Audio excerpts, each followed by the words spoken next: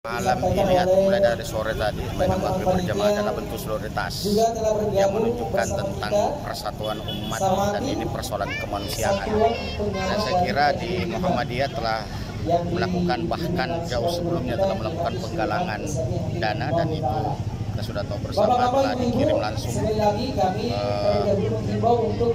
Palestina. Dan ini sekali lagi sesungguhnya adalah untuk menggugah kembali rasa persaudaraan bangsa kita, bahwa ada kezaliman yang terjadi dan ini perlu sering dilakukan, menggelorakan semangat umat bangsa, khususnya bangsa Indonesia. Saya kira kita perkirakan ya kira-kira 3.000 ya sekitar 3.000-an, dan memang karena soal waktu dan memang ini bagian, dan ini bukan hanya berhenti hari ini akan terus dilakukan baik proses penggalangan, karena Muhammadiyah lebih fokus kepada bagaimana aksi yang konkret, salah satunya adalah melakukan penggalangan dana atau apapun yang bisa dilakukan. Saya kira kenapa memilih waktu petang?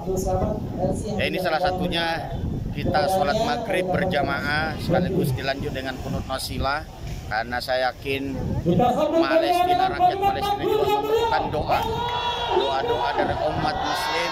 Mudah-mudahan ini menggetarkan sehingga kita berharap kemenangan segera bagi Palestina.